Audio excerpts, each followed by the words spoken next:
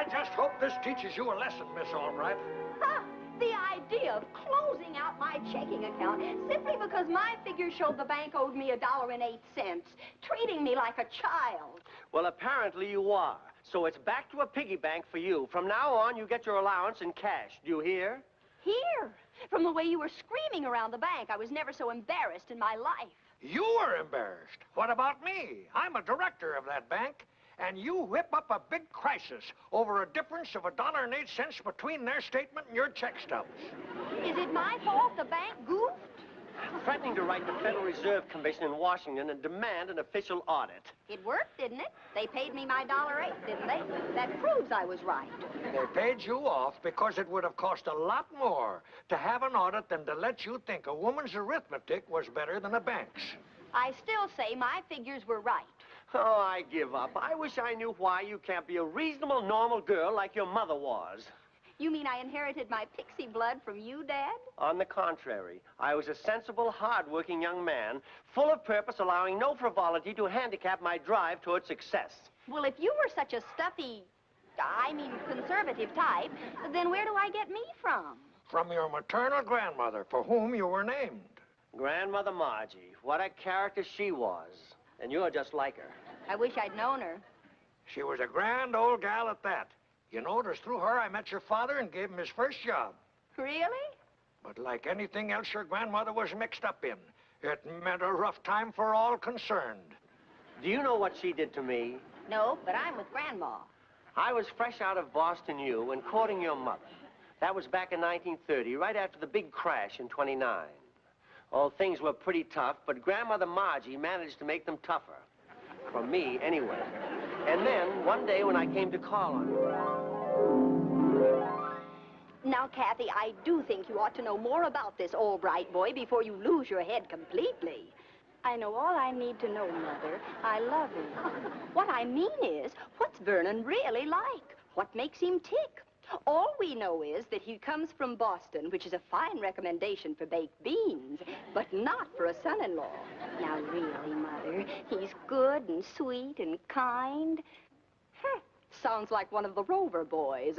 Sam, the serious Rover, to be specific. No spunk, no drive. He has, too. He's just as aggressive as the next one. Then maybe you'd better wait and marry the next one.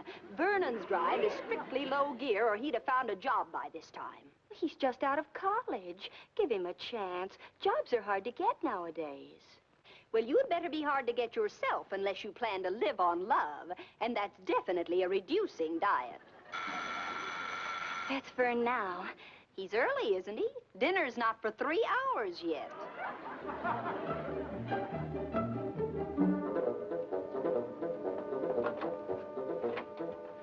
Tennis, anyone? How about a love set? Vernon, careful. Mother's in the living room. Why don't you go in and say hello while I run upstairs and get my racket? Do I have to? I don't feel very comfortable with your mother. I don't think she likes me very much. Oh, her bark's a lot worse than her bite. I'll be down in 2 shakes.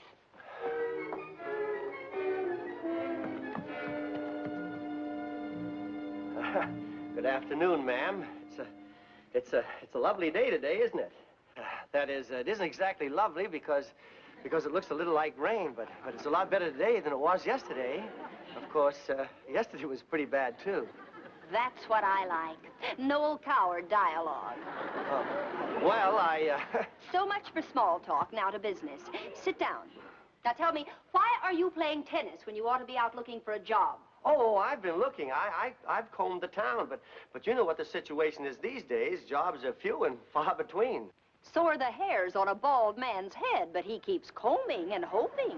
Oh, I'll give it the good old college try. Don't you worry. I've got plenty of fight in me. I was a football star back at Boston U, and I guess you know what that takes. A strong back and a weak mind.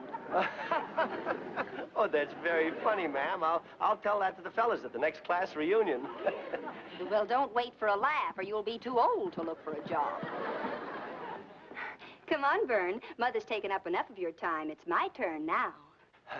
If you'll excuse me, ma'am, it's been awfully nice talking to you. Young man, if you can say things like that with a straight face, you'll be a cinch in the business world.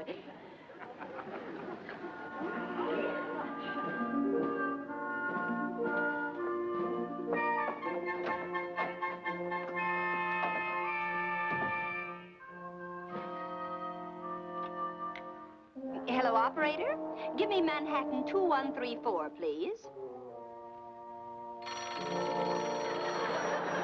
Hello, Honeywell talking. Oh, hello, Margie. Glad you called. Yeah, I just found a buyer for that stock of yours. Good thing you hung on to it. That's fine, George. But I have something more urgent to discuss with you. A personal favor. Now, don't argue, George. It's not another one of my wild schemes. It's business. Yes. No, I'll come down to your office right away. Goodbye.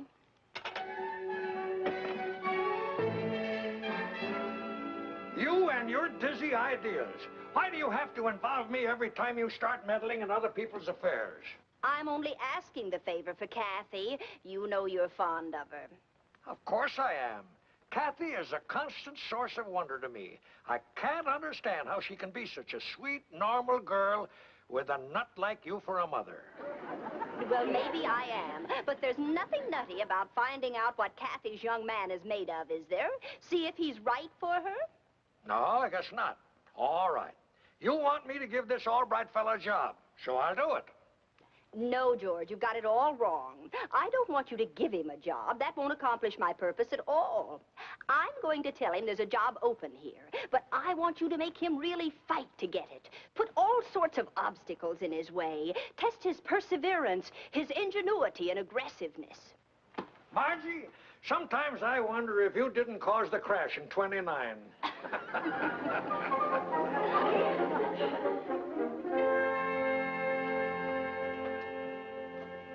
Now remember, Miss Joyner, when this Albright fella shows up, tell him my first open appointment is 2 months from now. Yes, sir. Mr. Albright, a friend of yours? No, I never even met the man.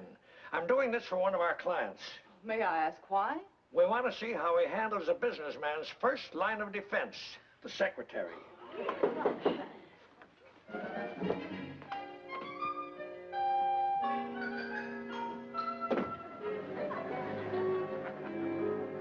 Good morning, ma'am.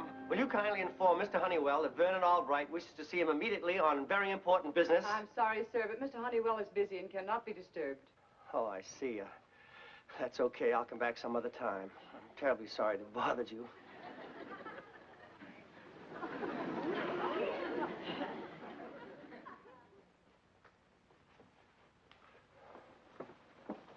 Miss, I'm a very determined man, and I've got to see Mr. Honeywell, so kindly make a definite appointment. His first open appointment is in 2 months. Shall I put you down for that?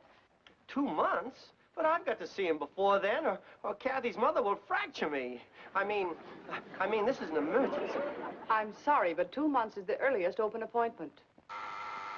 Yes, Mr. Honeywell. Call the Power and Light Company and tell them to come and fix this blasted heater in my office. Yes, sir. Tell them I'm a stockholder in their company and I want service. Have them send a man over here right away. Yes, sir. Excuse me, Mr. Albright.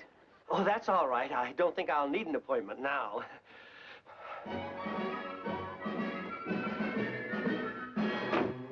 Well, I must say I'm disappointed, George. I knew Kathy's young man was no fireball, but I certainly didn't think some snip of a secretary could make him fizzle out. I guess he just hasn't got what it takes. Wait a minute. Hold the phone. Power and Light Company, sir, tracing down a short. There's been a new development in the matter we were discussing. I'll call you back. So you're from the Power and Light Company, eh? You didn't waste much time getting here. Oh, I never waste time when there's a job to be done. And speaking of jobs, I'd like to talk to you about... I didn't send for you to talk.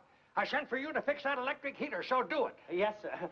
But about that job... I'm going to call the power company and have you fired. Oh. Now, wait a minute, Mr. Honeywell. You don't understand. Shut up and get out of my office. I'll open it for you, sir. And probably break it, huh? Now, you get out of my office and stay out.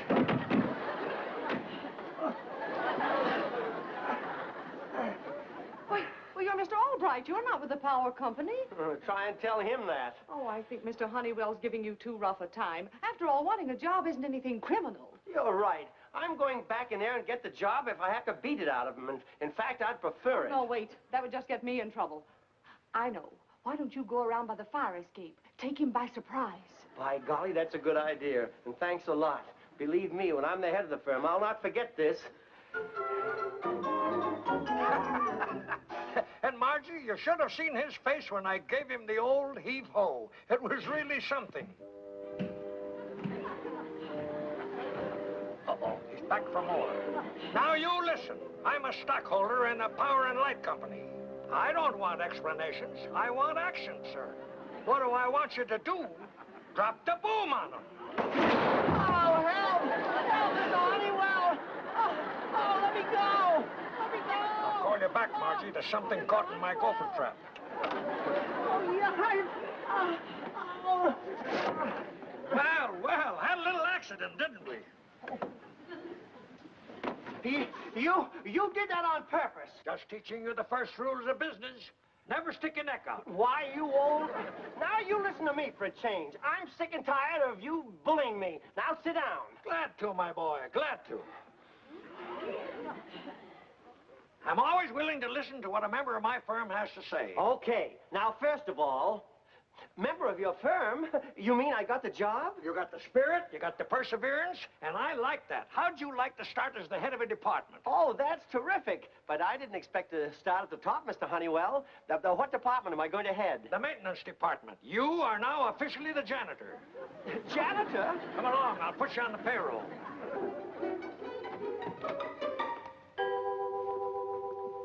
Miss Joyner, enter the name of Vernon Albright on the payroll starting tonight. Hours, 6 p.m. to 8 a.m.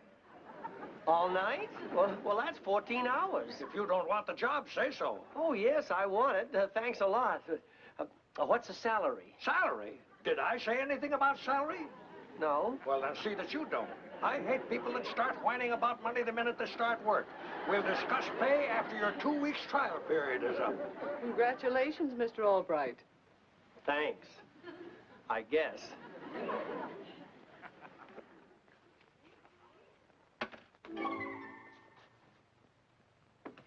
Miss Joyner, was that a paper clip I just heard? How many times have I told you not to waste paper clips? I'm terribly sorry, Mr. Honeywell. It won't happen again.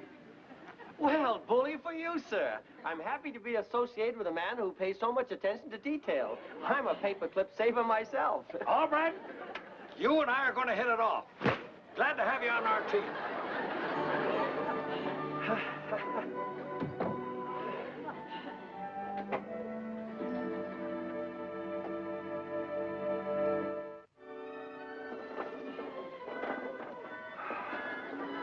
Ooh, 7 o'clock, only an hour to go.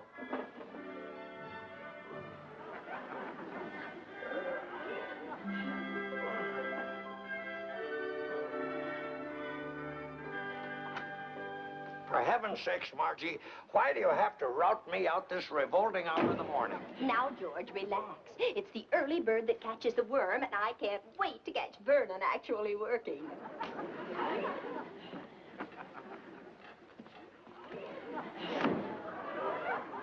All right, wake up. Oh, Mr. Honeywell. What's the idea of sleeping on the job? Good morning, ma'am. So this is the way you show your appreciation. And to think I recommended you to Mr. Honeywell. I won't blame you if you discharge him at once, George. Oh, no, please don't fire me, Mr. Honeywell. I've worked hard all night. Look, I've swept, dusted, and cleaned your floor. I filled your waste paper basket, and I emptied your inkwells. And see, I salvaged a good 10 cents worth of paper clips. Congratulations, all right. Why, you're a born executive. Oh, thank you, sir. And now I think I'll go and punch the time clock. Just a moment, Vernon. Surely you're not going home. Why, yes. Well, you'll never get ahead that way. You've got to stop watching the clock. I'm sure Mr. Honeywell will let you stay in the office the rest of the day and learn the business. The rest of the day? But I worked hard all night. I'll tell you what, Albright. You can work days as my office boy. Now go get a shave and a shower and be back in 20 minutes. Yes, sir.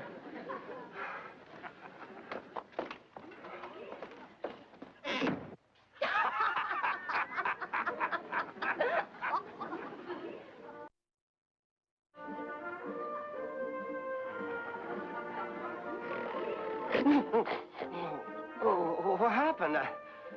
Oh, I'm sorry, Kathy. Must have corked off for a minute. Well, I don't wonder. Working in Mr. Honeywell's office for almost 24 hours. Now, you just lie back and relax.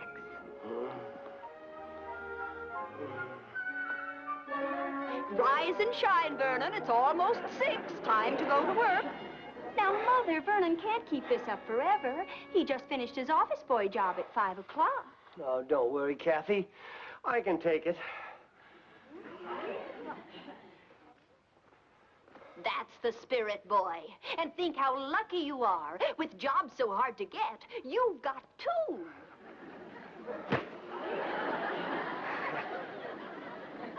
Well, Kathy, aren't you going to say goodnight to your budding tycoon? Yes, Mother. Vern. Maybe you could meet me for breakfast at 8 o'clock.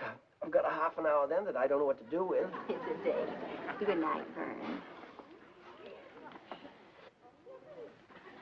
Really, Mother, can't you let us have a minute alone?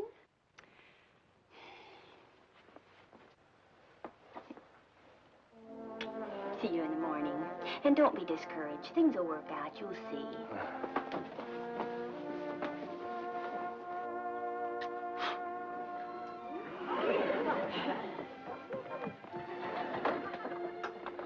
Oh, good morning, Mr. Honeywell. Morning? What's the matter with you, Albright? It's 6:15 p.m. Hurry, or you'll be late. Oh, I'm sorry. I forgot which job I was going to. I'm slightly confused.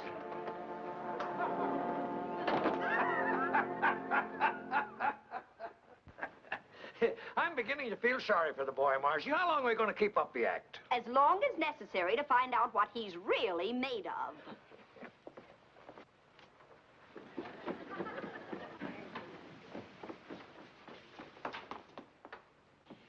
I want to be sure he's right for Kathy. He's certainly not afraid of hard work. Yes, but can he meet an emergency? Is he a man of action in a crisis? I can't think of a bigger or more harrowing crisis than marrying into your family. I've got a dandy scheme all figured out. We'll hire someone to sneak into your office tonight while Vernon's working and burglarize your safe. Then we'll see how he handles the situation. Let some shady character burgle my office with a safe full of valuable securities. But, George... No, sir, Margie. If anybody is going to steal anything out of my office, it's going to be me. What am I saying? George, that's the cat's pajamas. Why didn't I think of that? You disguise yourself as a burglar and put Vernon to the test tonight. Oh, please, if you'll do this for me, I promise it's the last favor I'll ask. Oh, all right. Anything to get rid of your wild ideas. I knew you'd help me. Now, here's what we'll do.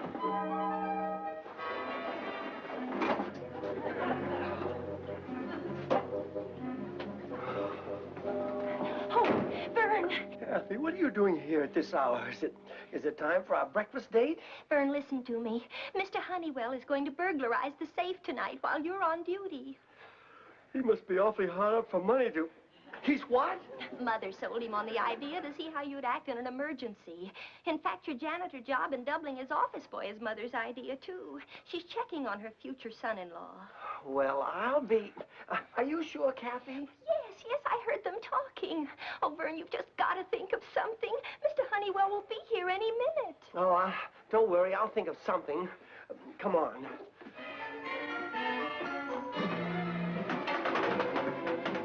When I get through with that old goat, he'll wish he'd never met your mother. What are you going to do with that metal wastebasket? I'm going to bring the situation to a head, namely Mr. Honeywell's.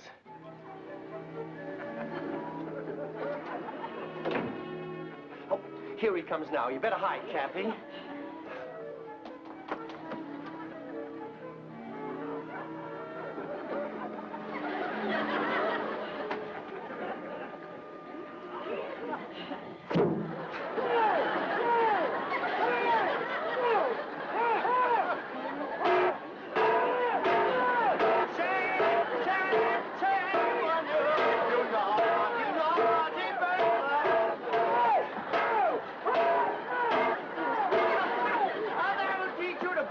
Beloved employer's office, you cheap crook. I'm going to call the police.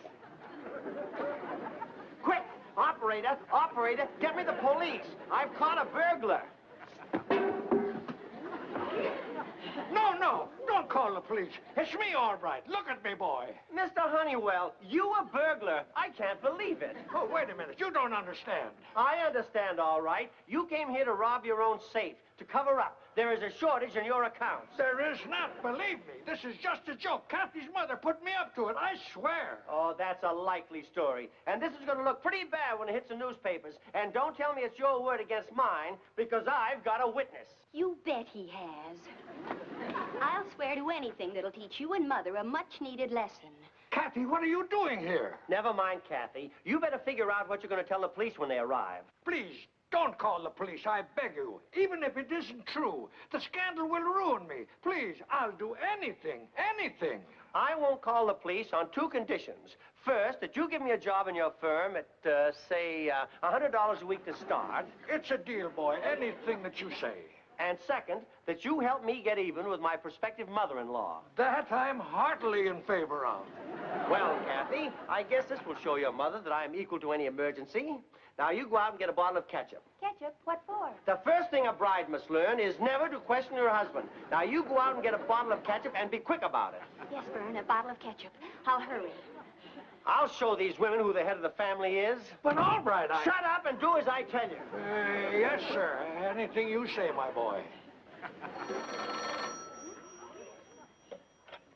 Hello? Is that you, George? How did you...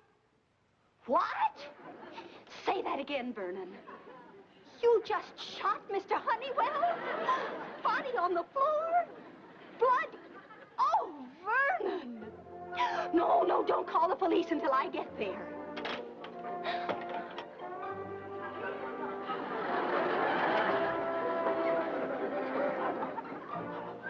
Is he? Yep, deader than a mackerel. Oh! I didn't know it was Mr. Honeywell until after I'd fired the fatal shot. Oh, the poor guy, I caught him robbing his own safe. He must have been short in his accounts. No, it was all my fault. I killed him, not you. Your fault? Why, whatever do you mean, ma'am? I put him up to this. I wanted to test your mettle, Vernon.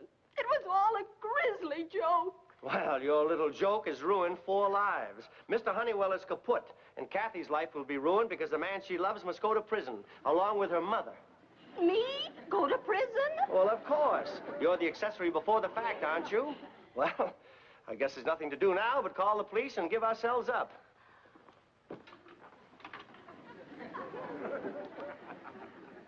Hello? Hello? Hello? Operator? Operator, get me the police. Vernon, wait. Don't call the police. Don't call the police? Why not? There's a better way. We'll dispose of the body, and no one will ever know what happened here tonight. Huh? It'll be easy. We'll put him in a sack and dump him in the East River. Dump him in the East River? It's the only way. I'll go get a burlap bag. Oh, no! She couldn't. You're right, Kathy, dear. Your mother would never drown an old turkey that's covered with ketchup. Ketchup? You knew all the time? And that's not all. I also knew you were the right one for my Kathy. Any man who can make George Honeywell lie down and play dead is my kind of guy.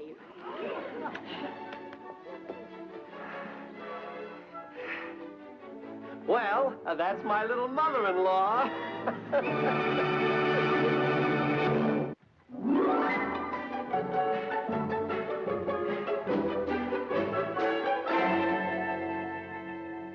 And that, as the old gag goes, is how I met your grandmother. Grandmother Margie. How I wish we two could have gotten together. We'd really have given you a rough time. You do pretty well on your own. After all, you got it all from her. Oh, not all. I think I'm a lot like you. I must be. Like me? What makes you think that? Well, to paraphrase Grandmother's immortal words, any man who can cope with 3 generations of Margies is my kind of guy. Well, that's my little Margie.